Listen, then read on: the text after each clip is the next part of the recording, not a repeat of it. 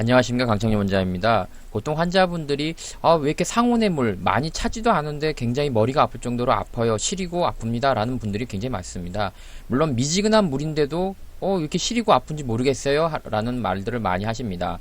우리가 상식적으로는 굉장히 차가운 물에 굉장히 시릴 것 같은데도 상온의 물에도 굉장히 시린 분들이 있는데 왜 그런지에 대해서 한번 살펴보겠습니다. 해당 논문과 비슷한 걸 유추해 볼 수 있는 논문을 한번 찾아봤습니다.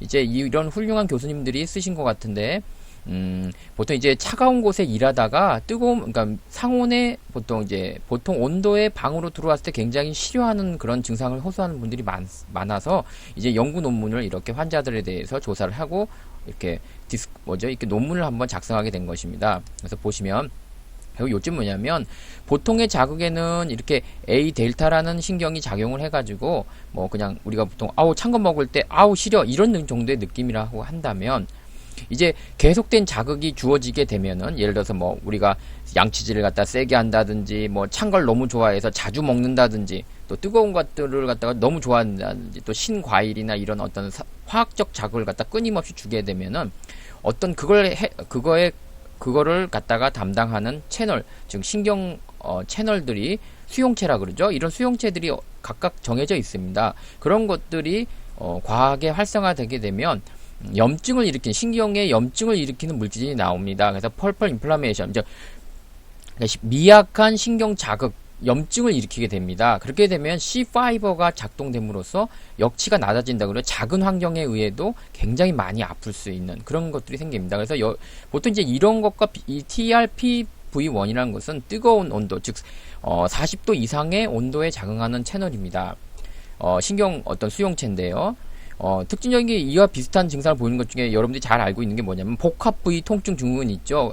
자기도 모르게 너무나 통증이 닿기만 해도 통증이 아파서 사회생활이 어려운 분들이 있습니다. 사실 이분들도 이 C5라는 것이 굉장히 지속적으로 작용함으로써 역치가 낮아져서 이게 통증을 일으키는 요소를 통증을 계속 일으키게 되는 거죠. 그래서 보통 이때 이렇게 복합 부위 통증 증후군도 소염제 진통제나 이런 것도 쓰기도 합니다. 그래서 왜 이거는 이제 40도 이상의 뜨거운 물에 작용하는 건데 우리가 왜 이걸 갖다가 공부하게 되냐면 결국은 우리가 낮은 온도에서도 작용하는 수용체가 있고 그 수용체가 끊임없이 자극을 받게 되면 결국은 그 주변에 미약한 자극을 염증 상태를 만드는 거죠. 신경에 염증 상태를 만들고 또 C5 즉 우리가 굉장히 막 머리가 깨질 정도로 막 머리가 아플 정도의 그런 통증을 유발할 수 있는 C5라는 것이 작용함으로써 되는 것이 아닌가라고 유추할 수 있는 것입니다. 그래서 좀 더 여담이지만 아까처럼 이렇게 우리가 뜨거운 것들은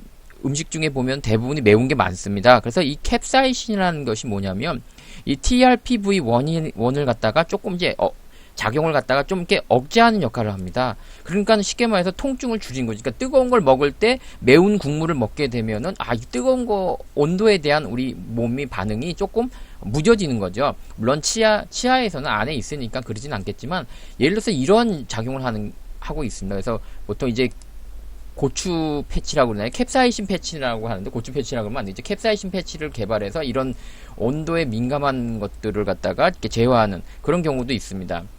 그래서 아까 본론으로 다시 들어오면 아까 뜨거운 것, 즉 42도 이상에 는 TRPV1이 있는데 이것이 끊임없이 자극받게 되면 이 수용체가 계속 끊임없이 자극받게 되면은 신경 염증 물질을 갖다가 주변에 발생하게 되고 그런 것들이 신경에 펄펄 인플라메이션 그러니까 아주 심한 염증이 아니라 아주 작은 염증을 일으키게 돼서 C5를 활성화시킴으로써 작은 온도에 대해서 극심한 통증을 일으키는 거죠. 우리가 보통 찬물 먹을 때 시려 이거는 A 델타 신경이 작용하다가 계속적으로 찬 거를 계속 잘 먹는다든지 뜨거운 거를 너무 좋아한다든지 또 양치질을 세게 한다든지 귤이나 이런 화학적 자극, 즉 귤을 좋아한다든지 산성 음식이죠. 콜라라든지 이런 산성 음식들을 좋아하게 되면은 그러한 어떤 자극에 대해서 반응하는 수용체, 즉 수용체, 느끼는 그 수용체들을 갖다가 끊임없이 자극함으로써 그런 수용체들이 염증성 물질을 갖다가 이렇게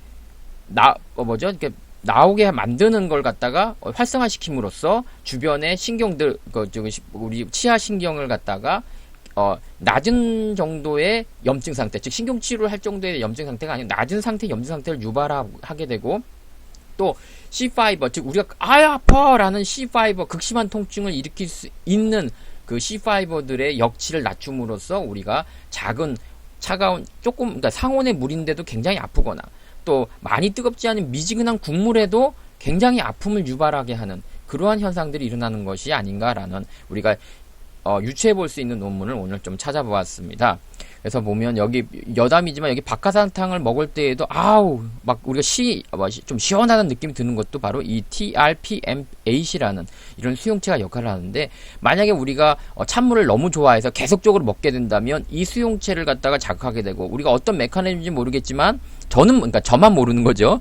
저만 모르겠지만 그 메커니즘에 의해서 주변 신경에 염증성 물질이 분비되는 것을 자극하게 되고 또 그렇게 됨으로써 신경이 갖다가 그러니까 약한 염증 상태를 유발하게 되고 또 C5에 대한 C 신경에 대해서 그 역치를 낮춰줌으로써 우리가 기존에 아우 차가워 시려 정도가 아닌 머리가 반으로 쪼개질 정도의 극심한 통증을 갖다가 유발할 수 있다는 거죠. 또 이러한 비슷한 것들이 전신적으로 볼 때면 아까 말씀드렸죠. 복합 부위 통증 증후군도 하나의 어떻게 보면 이런 거죠. 그런 분들은 굉장히 사회생활하기 힘들거든요. 그래서 작은 자극에도 거의 극심한 통증이 몇 시간씩 가고 저희 생활을 못할 정도군요. 어떻게 보면은 그러한 것들이 치아에서도 비슷한 현상들이 치아에서 일어난다는 거죠. 그래서 그러면 요점이 뭐냐?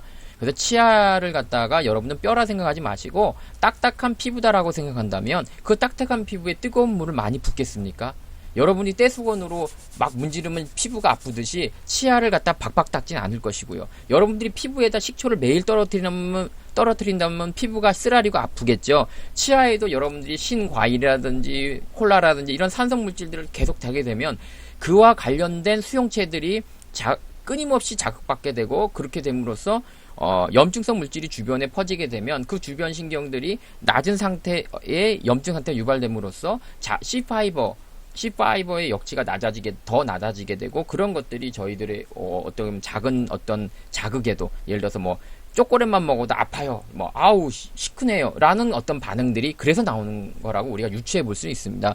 물론 제가 이거 논문을 가지고 유추한 거라 정확한 건 아니겠지만 어떻게 보면 이렇게 이 정도로 우리가 유추해 볼 수 있다. 그래서 궁금증을 갖다가 이 정도로 한번 풀어봤으면 하는 마음에서 오늘 이 방송을 하게 됩니다. 자, 여러분 오래간만에 치과 관련 소식을 했는데 어저께는 제가 카페 내용을 좀 올렸는데 사실 제가 많이 위로를 받았거든요. 그래서 여러분들께서도 뭔가 집중하는 저는 이제 사실 요즘 집중하고 있는 게 뭐냐면 인공지능에 공부하고 있고 매일매일 제가 3시간씩 4시간씩 컴퓨터 프로그램을 하고 있습니다. 그래서 여러분들이 큰 사진, 파노라마 사진을 찍으면 자동으로 충치가 있는 부위를 찾아내는 그런 프로그램을 만들고 있기 때문에 지금 제가 매진을 하고 있는데 좋은 결과가 나올지는 모르겠지만 한번 최선을 다해보려고 합니다. 여러분들도 최선을 다하는 그런 하루가 되십시오. 자, 즐거운 하루 되세요. 빠밤!